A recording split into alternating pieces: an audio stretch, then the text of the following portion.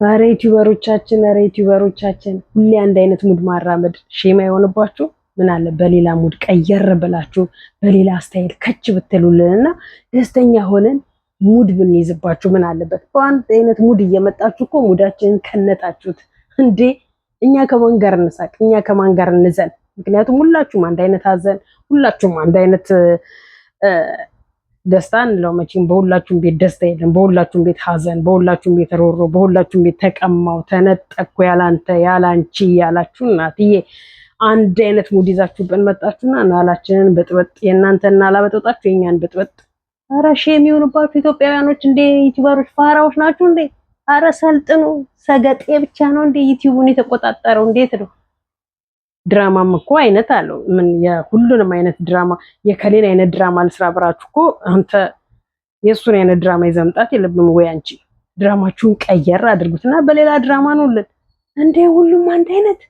ኧረ ሼም የሌላችሁ ኧረ አትሰደቡ፣ ኧረ አታሰድቡን። ኢትዮጵያውያኖች ፋራዎች ናቸው እንዴ አትበሉን።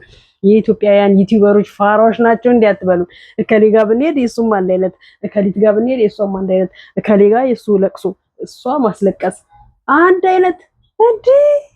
ውርስ ይላችኋል። ይሄ ነው እናት እየተዋረሳችሁ እኮ መጣችሁና ፋርነት። ሰው ፋራ ይወረሳል? ፋርነት ይወረሳል? ሰው ብልጥነትን ይወርሳል? እንዴት ሰው ፋራ ጅልጥ አይነት ሙድን ሰው እንዴት ይወርሳል? ኧረ ደበራችሁ፣ ማርያምን ደበራችሁ በጣም እንዴ! ሁሉም አንድ አይነት ምን አየው? ስለ ሄሉ ጋር መጀመሪያ ልግባ። የሄሉ ፍቅረኛ ናቲ ከሄሉ ጋር በተጣላ ሰዓት ከሌላ ቺክ ጋራ ጀምሮ ነበር። ከሷ ጋራ ጊዜውን ያው መደበሪያ ነበር፣ ሄሉን መርሻ ነበር እናውቃለን። ከዛን ከሷ ጋር ያለውን ሙድ ሳይጨርስ ወደ ሄሉ ከቻለ። ሄሉ ጋር ሲመጣ ሄሉን ለማጽናናት ወደ ድሮ ፍቅራቸው ለመመለስ ሳይሆን ጀስት ጓደኝነት ለመሆን ነበር። ሳያስበው ግን ትዝታ መጣበትና ወደ ራሱ ከዛን ወደ ድሮ ተመለሰና ወደ ፍቅር ተጫወቱ። ሌላ ደረጃ ላይ ደረሱ። እናቴ የድሮ ያልቋጫት መሀል ላይ የመጣች ያልተቋጨች ፍቅር ነበረችና መታ በጠበጠች። እኔስ ያላንተን ህይወት የለኝም፣ ያላንተን እሞታለሁ፣ ህይወቴን ታጣታለ ወይም ደግሞ እቺን ሙድ ተበልታባታለች። የኔ እናት ማንም በህይወቱ ላይ ለወንድ ብሎ የሚወሰን የለም። እስኪ ግጥም አድርጋችሁ ለምን አጠጡም? እኔ እኮ ብዙ ጊዜ ነው የምላችሁ፣ ማርያምን ብዙ ጊዜ እኮ ነው የምነግራችሁ። ምን አለበት እቺ ልጠጣ ወይም ልሙት ብላ የምትወለዋን ሴት ብትሰጧት? አታደርገውም። ለወንድ ብላ አትሞትም። ግን አስፈራርታ እሱን መያዣ ልታረግ ትችላለች።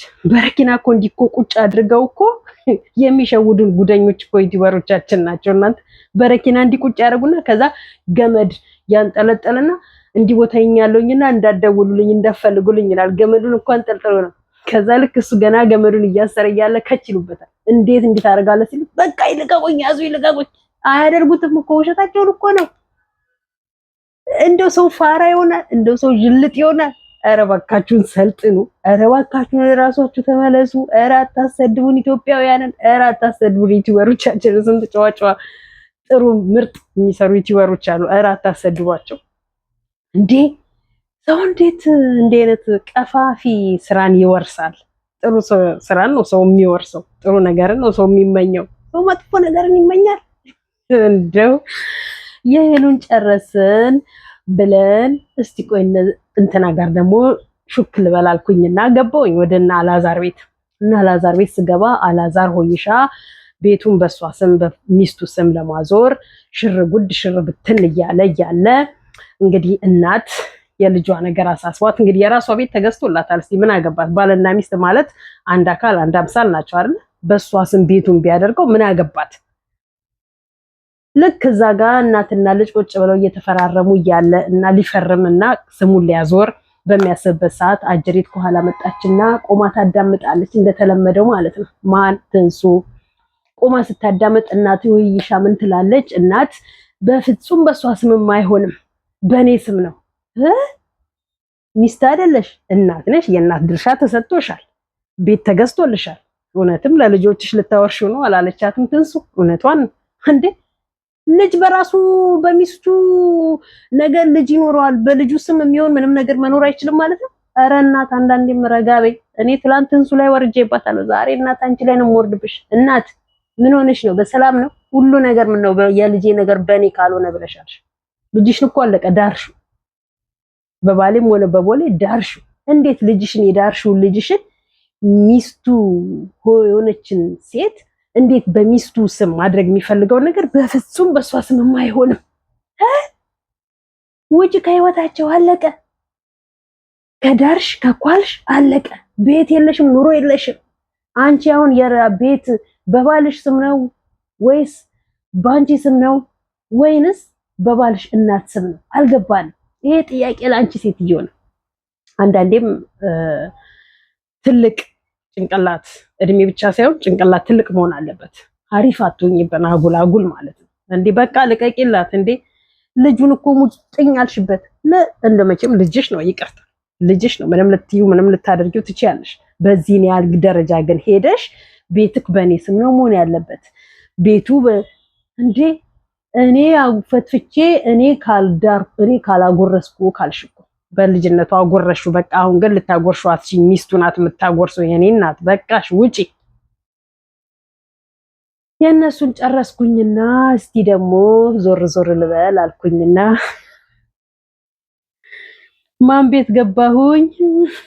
መቼም የኛ ሀገር ዩቲዩበሮች ነገር አያልቅም አይደል? እነ ናሂ ቤት ገባሁ።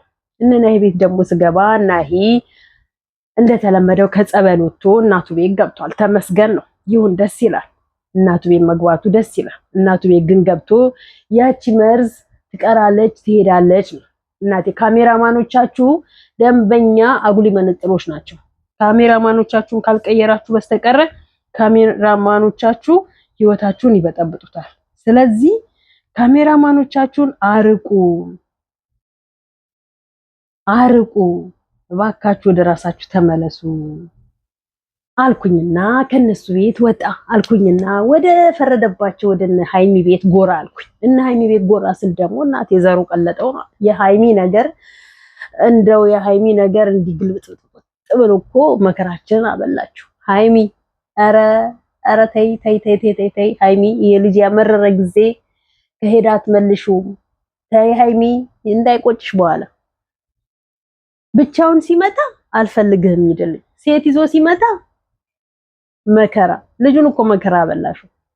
ትወጂዋለሽ፣ ትፈልጊዋለሽ። ኑ አለን ትናንትና እኮ እኛ ነገርናችሁ። ኑ ፈታ ዘና ብላችሁ ረፍት አድርጋችሁ ግቡ፣ አየር ቀየር አድርጋችሁ። አሁን ዱባይም አየሯ ጥሩ ነው፣ ሞቃታማ አይደለችም።